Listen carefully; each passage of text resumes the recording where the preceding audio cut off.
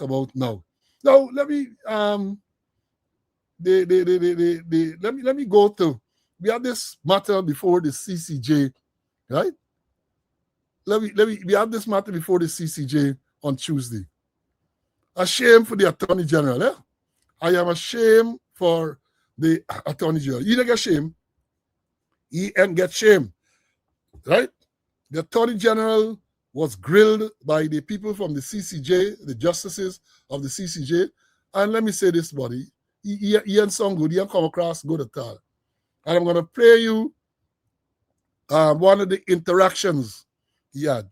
Right? And I want you to listen carefully by the statements made by the two CCC judges and the response by the Attorney General. Listen carefully. It's about 7 minutes long. Listen, take out your pen and paper and make notes. Share the live, share the live, share.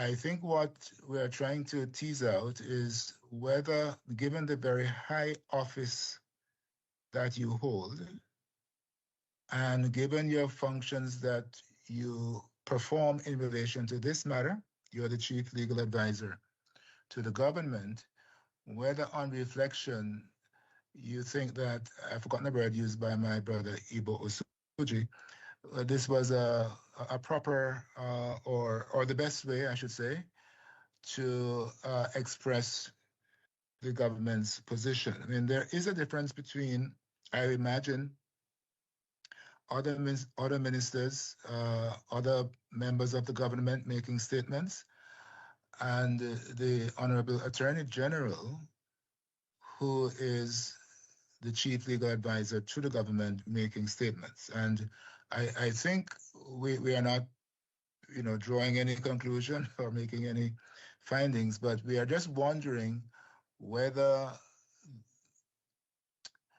the Attorney General making those kinds of statements to which the appellants refer is the best practice for the kind of society and democracy that we seek to encourage in Guyana.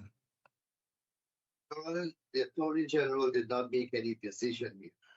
The minister made the decision, and the Attorney General advice was limited in its compass, as is the evidence before report. The ministers, and then I wish to dwell a little on the role of the minister.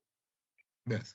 So, Your Honors, first of all, there is some contention that the minister is not named in the legislation, and there is some argument because of that it can be delegated to any minister. Your Honor, that issue was addressed by our courts in Sobers a very long time ago and settled that the Minister of Home Affairs performs that function, performed it then, performed it since independence, and has been performing that function since.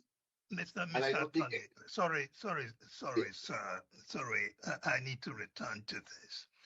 The question is not whether the Attorney General made any decision. The question is the position of the AG in government and in the context of this case. You started your submission by saying the Attorney General is the legal advisor to the government. And in that capacity, the AG advises the government and ministers. And here we are talking about the complaint of the applicants that the AG was making certain comments on the basis of which they are now claiming that the whole process is tainted by bias. And the concern is whether the Attorney General of the country should be making those comments that have been alleged against him in the context of this case, casting aspersions, running a running commentary on an ongoing judicial process, the extradition process, suggesting that by innuendo about the failings or not of the magistrate handling the case. Yes, you say that these are comments in the public domain. Is there something to be said that it is part of the job of the AG to bring the population back to saying, look, respect the process, let the process take its course, rather than making comments that might add to that negative public view on the matter? That's what I'm interested in. Let me assure you that the Attorney General did not make any improper comments. The comments that were made were in their proper context. They may have been misquoted and used for political purposes, but they were not on improper statements, Your Honor. Okay, And they were made in due regard to the administration of justice and the right to form and express opinion. We hear you, Attorney General. I think we can move on.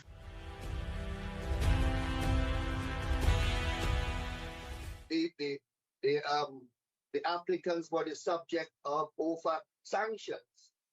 You had the fact that there was a writer's special report published on the 14th of July 2023, long before their entry into politics, that identified them. And these writers, this is worldwide, identifying the applicants as being investigated by the DEA, the FBI, the Department of Homeland Security, and other U.S.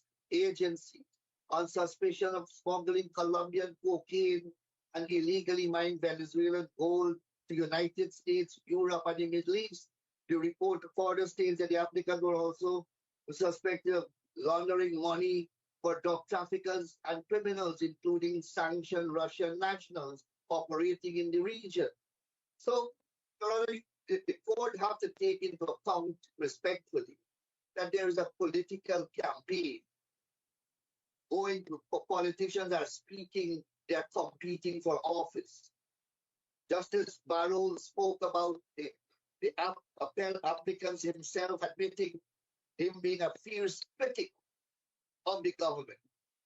You have a politician here who is opposing, and this is his rap sheet. This is what we have to speak about. He was it wasn't I don't think anybody disputes the fact. So I just say that, Your Honor, so that we understand the General, context. Honorable Attorney General, if I may, I do not believe anybody disputes the fact that there are indications in the public domain, allegations against the appellant. There's no difficulty, or the appellants. There's no difficulty there at all. Marga schooled, man. Marga schooled. Marga schooled. And I have some comments to make. When you hear the judge, I say that, what you want me made a note, if there's a type of democracy we want in Guyana, that is one of the phrases used in the statement. In other words, the man telling me, I hope he understand that the actions of the Attorney General and the second judge to speak mention the thing. So even if it's somebody else, that's what he's saying, somebody else make the comment, you as the Attorney General, the senior legal advisor to the government, ought to be able to say, look, this matter is before the court, and you need to pull them back in line. But basically what I tell you, you fanning the flames. You had these comments made, and you, the Attorney General, were fanning the flames. I hope you understand that is what they're telling him. And that is most inappropriate. That is what he's saying. And then he come on, he said, in reference to the writer's special report about the Mohammed. Nonetheless, so, not me. We already there just now. Special report. And he said the special report dated 14th of July 2023. Right? If my memory serves me correct, the Mohammeds were sanctioned sometime in 2024? Was it 24? I can't remember exactly when. Students, you have to look and tell me when it was sanctioned. So here it is, the Attorney General telling the with this special report that the Mohameds, or he concentrated on Azzuddin Mohammed, and this report, he said, was there even before the sought, or the Azzuddin sought political office, right? He said before he sought political office. So somebody tell me the sanction was 2023, but he's saying that the report was before he sought political office. That is what he said. Allegation of smuggling cocaine, Colombian cocaine, huh? Smuggling Venezuelan gold, money laundering on behalf of criminals and Russian sanctioned people and all everything. That is what he's saying.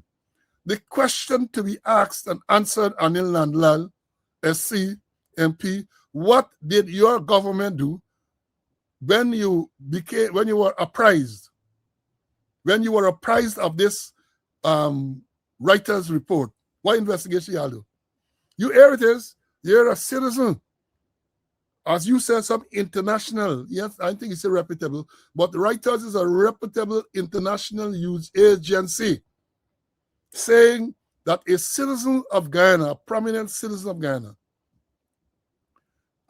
smuggling Colombian cocaine, smuggling Venezuelan gold, laundering money on behalf of criminals and Russian mafia. That is what he is telling us, that this thing was out there in the public domain since 14th of July, 2023.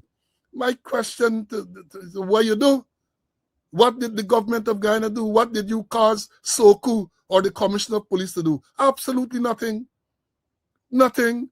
So to raise this issue here now, to me, to raise it at this forum, it only confirms the political bias that the people are talking about.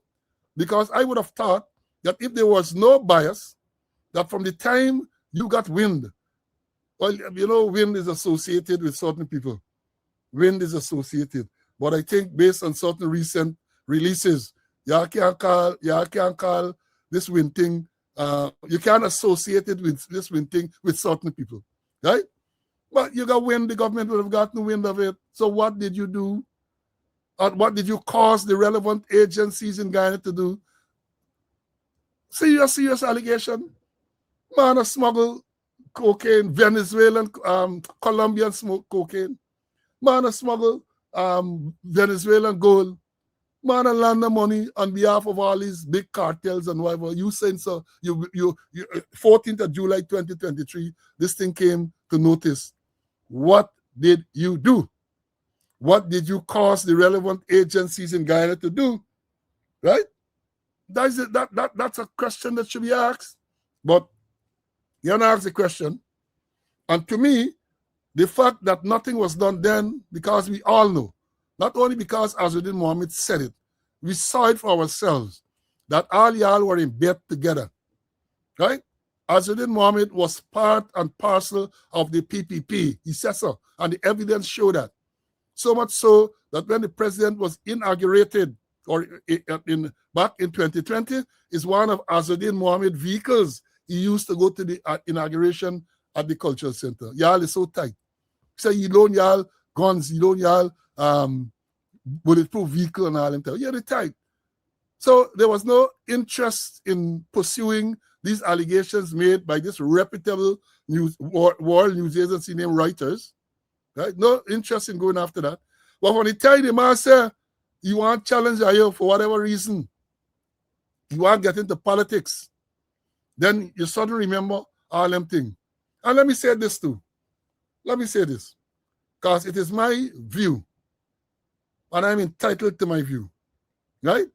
That the only, apart from getting into politics, which incurred the wrath of the PPP government, I believe that they use money where they're paying these lobbyists to lobby and to get a certain decision. Don't care what they tell you. Don't matter what Nandlal says, right? It's the lobbyists. They use the lobbyists in DC to get this outcome. And as I've said, let me wait because the judges of the CCJ have deferred the decision to some later date.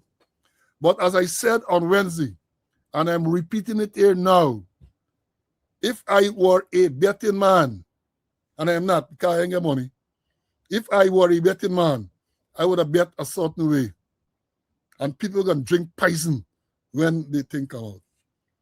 If I were a betting man, you know what I would bet? I would bet that the winner win. I can't lose. I would have bet that the winner would win, and I can't lose. Don't ask me who's the winner. I have my own feeling based on all that transpired there on Tuesday. I got a feeling where this is going to go. Because the claim is that this whole thing is tainted political. It's the political bias, politically tainted. That is the crux of the matter before the CCJ. Now, whether Anil made the order and all, as you just said, we are questioning that.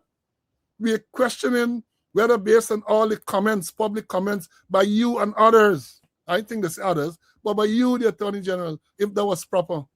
That is what they're asking. If it was proper. And any reasonable person will say, no, it was highly improper. And we were saying that from the beginning. For the Attorney General to be there on a Tuesday, on issues in the news, breaking down the Mohameds. People get matter before they go little down. Critical of the magistrate.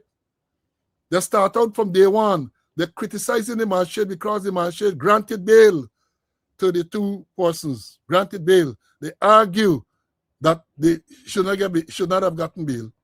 So they start since then. They argue about the adjournments because they believe that this thing should have come and done quick. So they argue about the reasons for the adjournments. When the man said, when the doctor said that he's sick, suffering from dengue and everything, they argue, they try to impute the character of the doctor who examined Mohamed. They do all kind of things. And you want to tell me that this thing is not politically biased and motivated? In the meanwhile, don't ever forget that when the Mohameds were sanctioned, back in 2023, it was Asruddin Mohamed, his father, Shell Mohamed, Nasser Shell Mohamed, the businesses associated with the Mohameds, and May Thomas, the permanent secretary of the Ministry of Home Affairs. She was sanctioned with them at the same time. She too was sanctioned. And Yalon thing, she's still up on administrative leave, I'm asking. She's still drawing government money. Because now with the Mohamed sanction, but I want to forget that May Thomas was sanctioned also. And a recent thing where they let me show, me get a little time. Let me remind you all this. Let me remind you all of this. United States Ambassador to Guyana Nicole Terriat says sanctions imposed by the Office of Foreign Asset Control against several Guyanese individuals remain in effect. Among those sanctioned in 2024 are businessman Asruddin Mohamed and his father Nazar Mohamed, and May Thomas, a former permanent secretary at the Ministry of Home Affairs and the Ministry of Labor. The trio was sanctioned by the U.S. Department of the Treasury through the Office of Foreign Assets Control, which accused Mohamed's enterprise of evading taxes on gold exports and defrauding the Guyanese government by under-declaring shipments. According to U.S. authorities, between 2019 and 2023, the company allegedly omitted more than 10,000 kilograms of gold from import and export declarations, avoiding an estimated $50 million in duty taxes. Thomas was placed on administrative leave with pay as the Guyanese government conducted its own investigation into matters related to the sanctions. So for our part in the United States, the OFAC sanctions remain. They're not going anywhere. I think there is still other investigations ongoing, potentially on the criminal level, but I don't have any updates on that. Sorry. With respect to the other person who was sanctioned along with the Mohameds, May Thomas, we've seen a great emphasis, and we were told that the U.S. provided information on the Mohameds, but could you say if the U.S. provided information on the alleged crimes committed by May Thomas with respect to corruption? I'm not aware of that. Typically when an investigation is ongoing, and of course the Mohameds are still going through the extradition request process, we wouldn't share information with the public because it's still an ongoing. I don't know at this moment. I know that currently the OFAC sanctions are still on her. She still is subject to those, but I don't have any information on whether that will change or what's happening there. Ambassador Terriat also addressed the sanctions against him not so. A senior. Yeah, well, we will come to SARS some other time, but just to refresh your memory or to remind you that Thomas got sanctioned too, and the sanction is still in effect according to the U.S. ambassador. What have they done? Have they done any investigation? I recall vividly that some states, sometime after, the Attorney General said that they were presented with some file or something like that in relation to all the allegations, and that the police, it was handed over to the police for them to conduct investigation. What has happened to that? What happened to that? So again, I say, when you look at all what's going on, I believe there will be a certain outcome. That is my belief. Let me wait and see. But let me go on a little quick on the same thing, Let me tell you all, in case you all know, that I read recently that they and before I go, let me remind you all too that all we talking there. When was the last local government election? Nazar Mohammed was a PPP candidate. Same man with the thing in there was a PPP candidate for the last local government election. I think he was he contested in the Eccles-Ramsburg Neighborhood Democratic Council and won. Was chairman or something like that. Well, and none know all of these allegations and all them type of thing against him, right? You didn't know that, right? Let me move on though, because this one, based on the performance of the Attorney General on Tuesday, I have some things I want to bring to your attention. The International Court of Justice, the ICJ, right, is set to air this border case between Guyana and Venezuela. They have set May the 4th to the 11th, one whole week, to air arguments, what I say, oral arguments, oral hearing on this matter. And I read this, they say that the Attorney General, same Anil Nandlal, SC, MP, will be representing Guyana. Oh God, the old mayor say, oh Lord. Nandlal, based on that performance there, can we be confident that we will be properly represented? Can we be confident that we will be properly represented? You see, when they're in Guyana, they just jump up on the TV and NCN and all them propaganda thing, and they sound good to people who know better. But when they are brackled, and I'm going to continue to use the word, I think it's in the dictionary, when they are brackled by people who are educated, we see what is the performance. We see what is the performance. So here, Nandlal going for represent Guyana. I say, let me hope that there's a team of competent legal persons, because again, based on the performance there, buddy, that dismal performance is how I describe it. Based on that dismal performance before the CCJ, I can be confident that he is capable of properly representing Guyana. And let me make this point. For those of you who have been following this issue with Guyana and Venezuela, this case seems a slam dunk in Guyana's favor. All the evidence is in favor of Guyana. But if you get incompetent people, that say, people that snatch victory from the jaws of defeat, where you're there, I'll show you all the tape. Let me show you all the tape how people that snatch victory from the jaws of defeat. Let me show you all, man. Y'all, Friday afternoon. Let me show you people that snatch victory from the jaws of defeat. Hold on, y'all. Bear with me. They're alone today. I ain't got my partner for brace me. So normally when he hand, I just pull up some of these things and so on. People that snatch victory from the jaws of defeat. Look at it. Corrales, despite his... there he goes. There goes Corrales. A sharp, accurate left hook to the face for Castillo. Will he get up? 6, 7, 8. Come to me. You all right? You want to continue? Okay, here we go. Time. Come here. His mouthpiece was knocked out. He'll get a few extra seconds here. Put it in. Joe Goosen smartly, very slowly, putting it back in. It was a one-punch knockdown. Corrales in deep trouble, obviously. He's in big trouble. I think he's done. 3, 4, 5, 6, 7, 8, 9. Come here.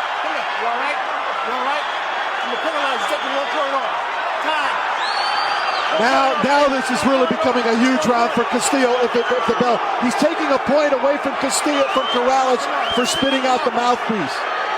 For losing the mouthpiece twice. He didn't even know what happened. Here we go.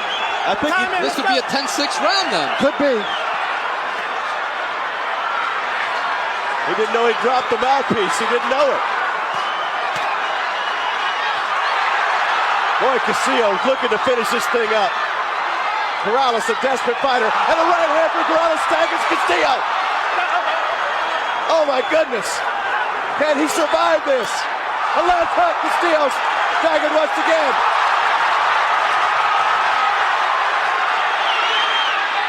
Both fighters, but Castillo won't go down. He's never been down. I don't think I've ever seen anything quite like this.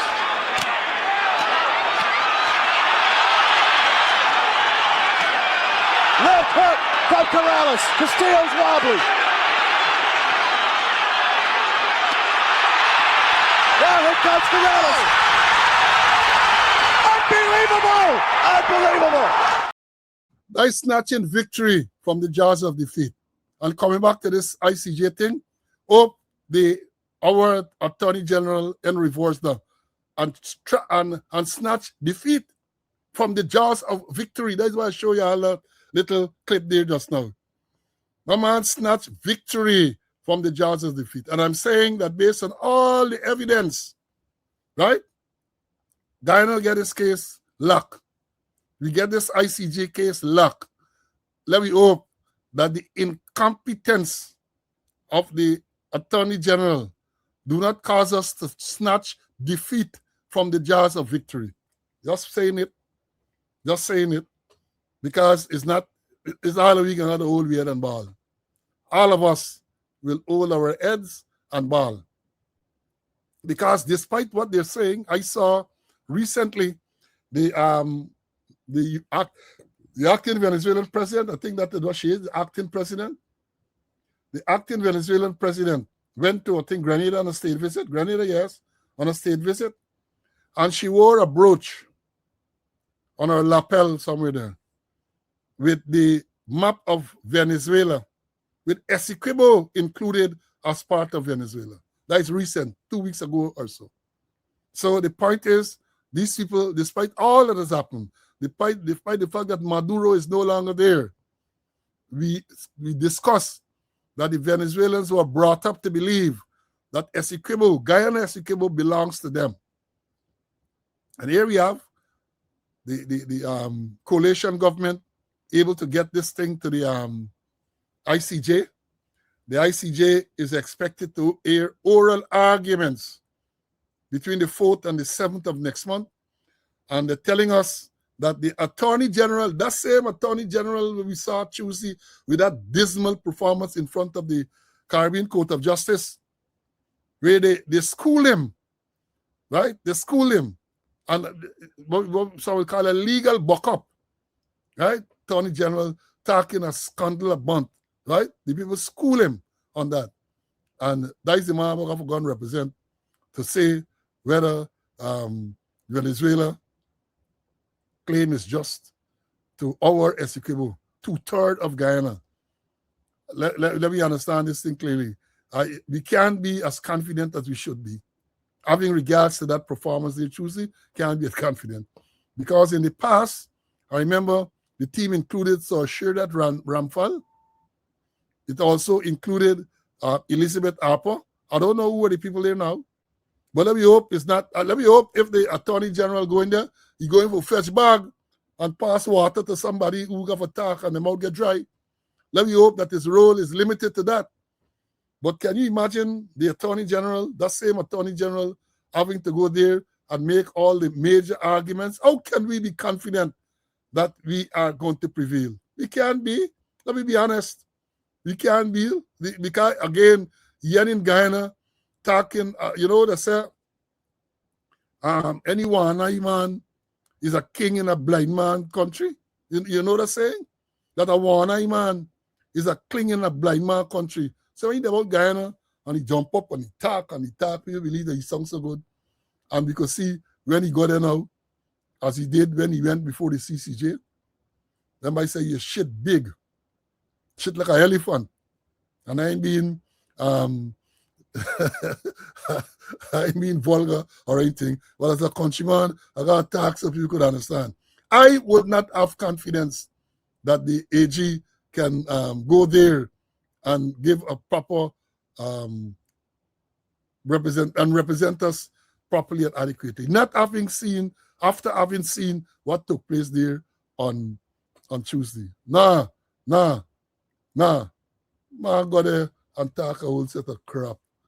And then he came back on the same night, he went on Issues in the News, NCN, and basically he said that, I like how they spin, Anybody who listen to the judges from the CCJ, when they talk about people making comments and so on, it's not the law they were referring to, but they're playing a little diplomatic and they say, well, the lawyers and the liars, they're referring to, because the other liars have not been known to be making all them comments and so on.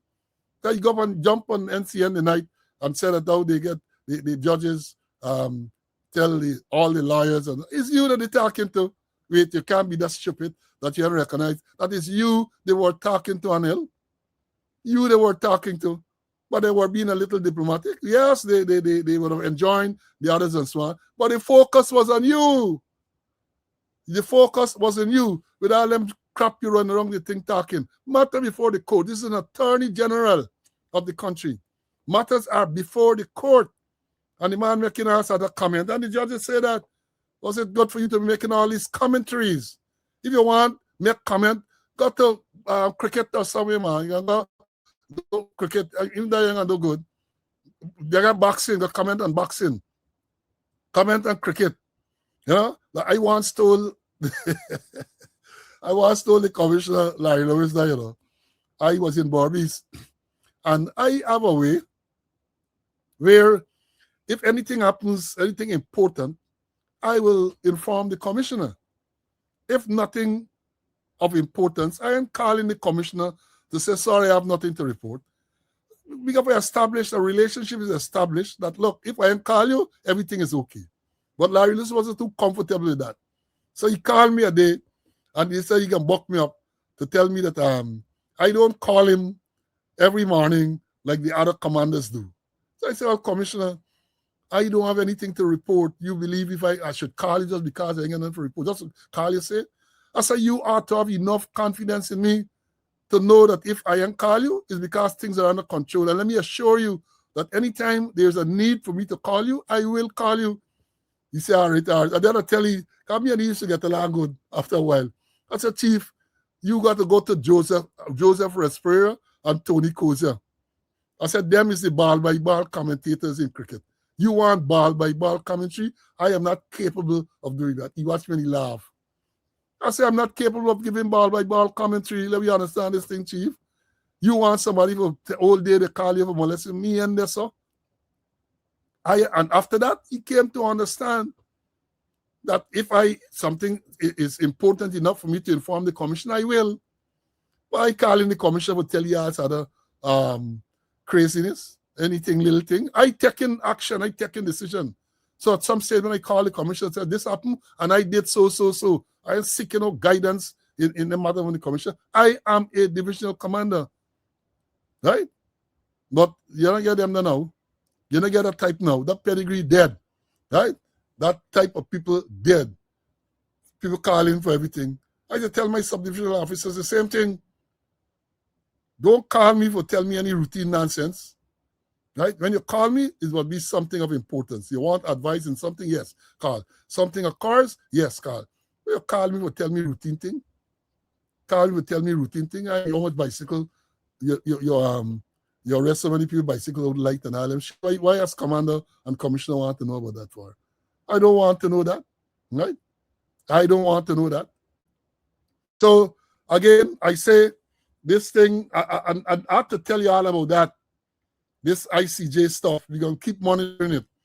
We gotta keep your fingers crossed, cross your finger, cross your toe, everything. Cross your finger, cross your toe, because as they say, is Nandalal going to represent Guyana. I'm not sure about the other team members if there is a